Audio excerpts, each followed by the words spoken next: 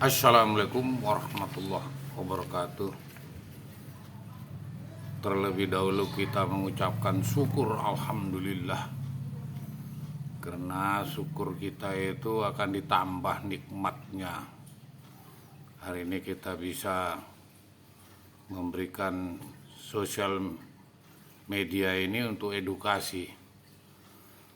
Saya akan mengucapkan semoga yang sakit cepat sembuh. Kita edukasi hari ini melalui media sosial bagaimana sistem kewarisan kolektif.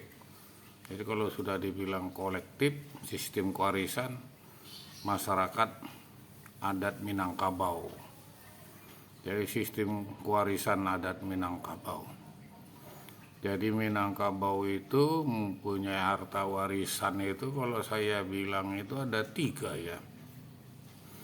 Walaupun yang satu masih kabur, jadi satu itu harta warisan itu namanya pusako tinggi, ada namanya pusako rendah. Pusako tinggi ini adalah dari garis ibu ke atas, nenek moyang. Terus ini hartanya, apakah dia berbentuk rumah, tanah, sawah, ladang, itu pusaka tinggi yang nggak bisa dijual itu. Ada juga dibilang pusaka rendah. Pusaka rendah ini penghasilan ibu bapak berjuang sehingga mendapatkan. Baru yang ketiga yang saya pakai kemana-mana ini termasuk pusaka juga ini, warisan ini, yaitu Tanjung. Wah, ini Sutawi Jayabumi Tanjung, karena ibu saya Tanjung, bapak saya Caniago. Saya berasal dari Bayur Danau Maninjau. Wah, itu tempat kenangan. Baik, kita mulai sistem kewarisan kolektif masyarakat adat Minangkabau. Jadi ada rumah gadang itu.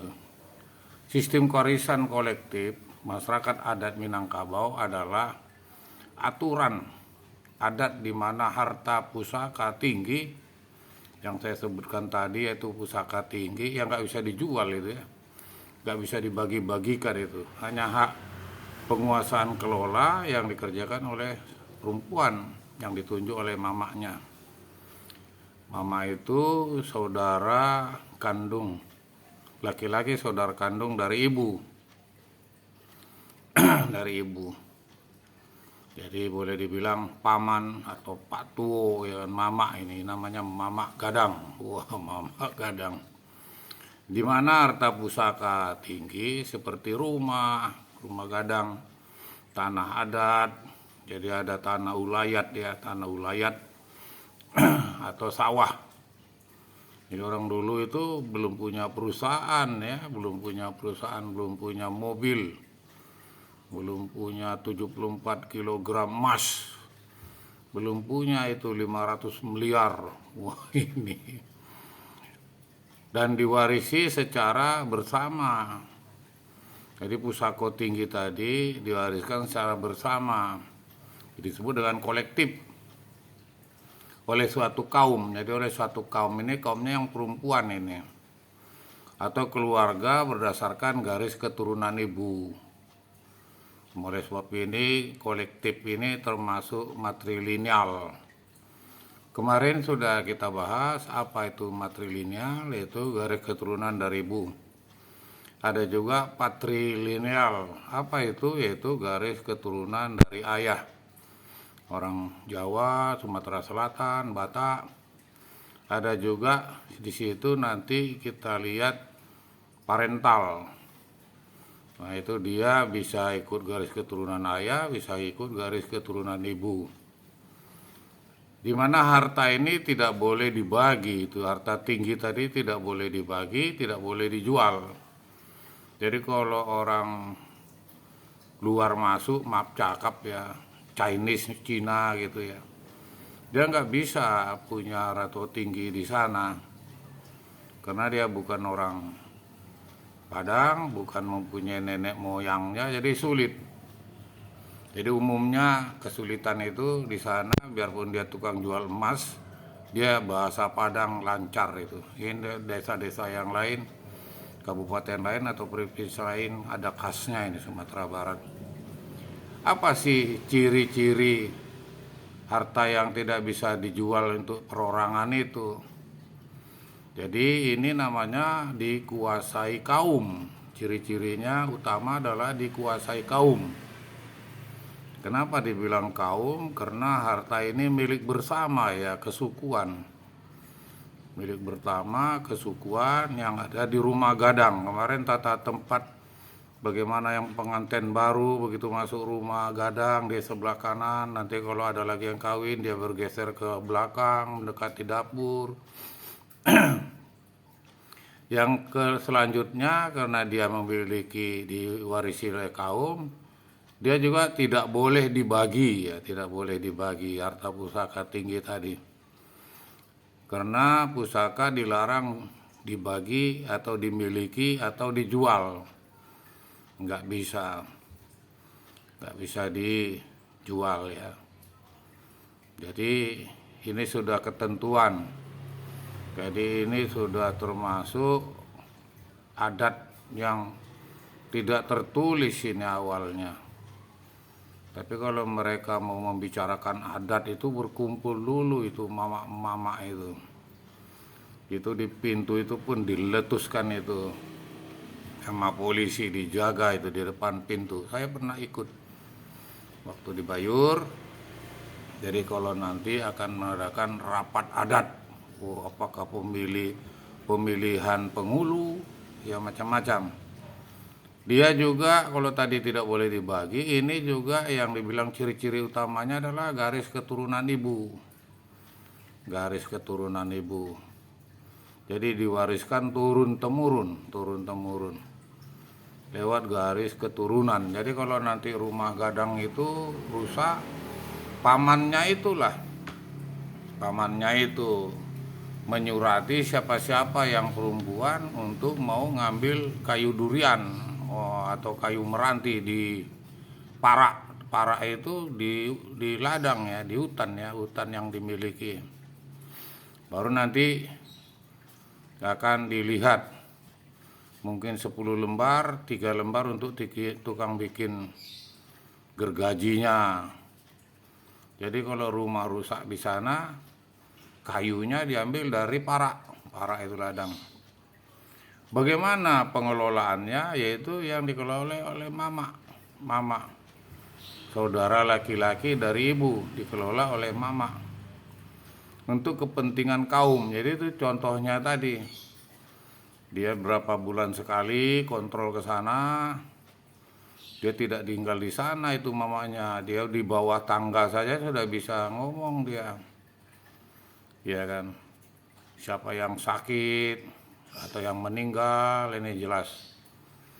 Jenis harta warisan. Jadi harta warisan ini jelas yaitu harta pusaka tinggi, yang dari turunan ibu ditarik ke atas, itu namanya harta pusaka tinggi. Jadi bagus juga dulu itu ya, nambu-nambu atau muyang-muyang kami laki-laki mengalah dia, sehingga dibuatkannya lah peraturan. Jadi kalau rumah itu bukan dibuat oleh si perempuan dulu itu, yang laki-laki yang membuat. Jadi kepemimpinan laki-laki itu merelakan dia untuk yang memimpinnya nanti ini perempuan. Walaupun belum ada ya presiden perempuan dari Sumatera Barat. Ini harta pusaka tinggi, ada pusaka rendah. Yaitu yang dicari oleh ibu bapak atau perjuangan ibu bapak atau orang tua semasa hidup. Ini bisa dibagi secara individual menurut hukum Islam, faraid. Atau kesepakatan keluarga. Misalnya ayah saya, ibu saya sudah meninggal, kami tinggal 6 orang laki-laki, saya nomor 2, bagaimana ini dek, kata abang saya. Ini kesepakatan. Jadi musyawarah, ini dari musyawarah. Atau bisa juga diarahkan oleh paman kita tadi, mama kita itu tadi. Itu yang disebut dengan harta pusaka rendah, harta pusaka. Juga ciri-cirinya tadi itu budaya ya, ciri-cirinya budaya. Jadi rumah adat Gadang itu jadi budaya dia. Suku, kalau orang Sidoarjo ini nanya aslinya mana? Oh, aslinya mana? Memangnya saya mitasi nih, aslinya mana? Blitar, Banyuwangi. Kalau saya aslinya mana? Saya bilang Padang. Oh, nggak tahu orang sini Padang, ya asik Kalimantan. Jadi ini bernilai budaya ya, sebagai ciri-ciri utama itu tadi, budaya. Jadi sampai sekarang itu budaya. Ada yang dipukul-pukul, ada silat-silat, ada itu gendang bersama-sama. Bahkan itu dari anai-anai padi itu trompet, wah bunyinya enak betul. Gendang, gedam, bam bam bam, nah, itu budaya. Itu harta pusaka tinggi budayanya, termasuk rumah gadang. Jadi rumah gadang ini budaya ya, khas kita lihat. Jadi itu banyak istilah di rumah gadang itu. Adabnya kemana, pihaknya bagaimana, bagiannya bagaimana. Dia menerapkan sistem kewarisan kolektif. Jadi rumah itu tadi, yang baru pengantin baru, kita masuk ke rumah gadang itu sebelah kanan kamarnya. Yang tinggal kamar ini yang lebih senior bergeser. Jadi dia kolektif, oh ini untuk keluarganya yang baru kawin. Gitu. Jadi bagaimana kalau laki-laki Bali atau laki-laki Duda, ya dia di musola atau dilanggar, di surau terhadap pewarisan harta pusaka tinggi. Jadi rumah gadang ini juga meninggalkan budaya, ciri utamanya ya, budaya. Jadi di Sidoarjo atau Surabaya ada rumah gadang. Waktu masih Ajwar Anas dulu ya. Ada juga di Malang rumah gadang. Kalau di Surabaya ini cuma 2 suku yang kelihatan yang punya rumah adat itu, Toraja sama Sumatera Barat. Begitu ada pusaka tinggi atau rumah gadang sebagai budaya, di mana ini pewarisan budaya, sehingga bahan atau hukum yang digunakan ketentuan dalam perundang-undangan. Jadi perundang-undangan. Jadi rumah gadang itu dia sudah mengikuti situasi sekarang, itu rumah gadang Minang. Dibuatkan itu berdasarkan hukum, surat dari notaris, dibikinkan dari Kementerian Hukum. Jadi sudah ada yayasannya itu. Jadi nggak bisa, karena itu meninggalkan budaya ya. Jadi budaya, walaupun dia bukan di Sumatera Barat, badan hukumnya sudah ada, perundang-undangan sudah ada, sehingga nanti ada yayasannya itu yang ditandatangani oleh Menkumham atau pejabat yang berwenang. Jadi nggak bisa bertikai untuk merebut. Mengenal sistem hukum adat waris. Jadi mengenal hukum adat waris itu berdasarkan azas dan sifat-sifat dasar. Dia bersifat komunal. Itu kepentingan bersama atau keluarga lebih diutamakan.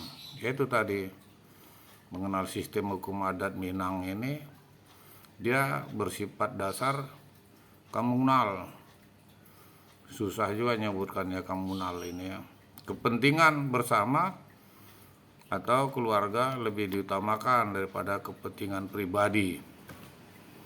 Bersifat konkret, dia bersifat konkret. Harta warisan jelas mewujudnya langsung beralih ke penugasan kepada pewaris.